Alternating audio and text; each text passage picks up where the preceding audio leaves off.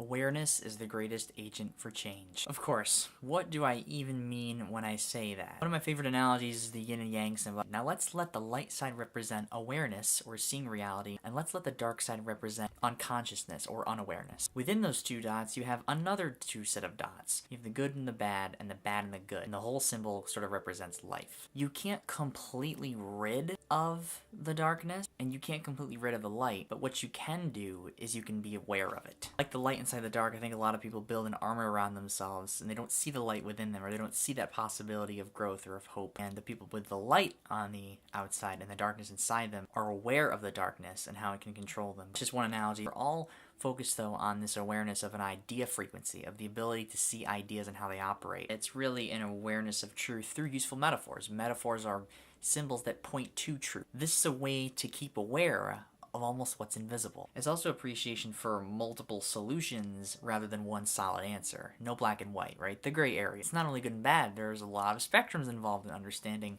difficult things through the power of awareness. My big point here is that the reason that awareness is the greatest agent for change is because you have to be able to have the sincere nerve to see, embrace, and solve problems of reality. You don't only have to want to see it, but you have to want to work with it. Along with the awareness of reality is also awareness of ourselves, and the challenging part of that is that this is from Seth Godin in one of his blog posts, the memories we rehearse in our heads are the ones we live with, and that normally shape us. The story we tell ourselves often shapes us more than the reality that we face. We rely so heavily on awareness to operate within reality. A bunch of different examples to go along with this. Jim Carrey says, "Eat your feelings, but don't become them." There's that Marianne Williamson quote that says, "We fear that we are powerful beyond measure." I also thought about this tweet that Dave Ramsey posted saying, when you budget your money, you see where your money goes so that your money doesn't lead you astray. If we can budget our money well and know where it's going, and maybe we can budget our awareness well and know where our thoughts are going. The mind is like a great servant but a terrible master. It's great for when we use it as a tool,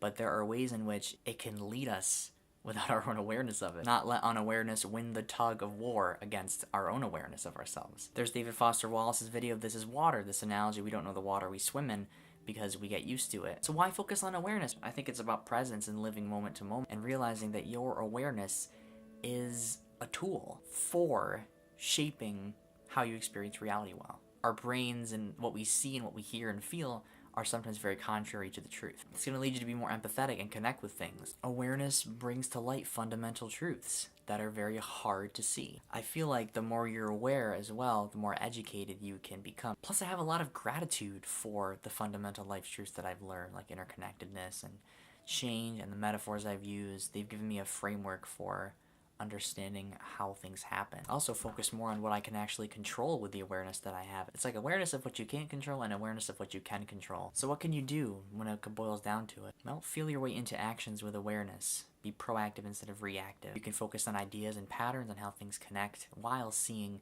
things for the way they are. You can become more curious about why things happen the way they do. You can be a lifelong learner as well as someone that becomes educated in expertise. You can keep awareness of thought and thought's effect, and be mindful and be open-minded, because we can't remember everything. Knowledge is so fleeting sometimes. I really think awareness is our greatest tool for keeping aware day to day, or as Jim Carrey calls, hitting our reset button, and keeping engaging with that mindset. Keep being you, don't forget to be awesome, and yeah, everybody polka.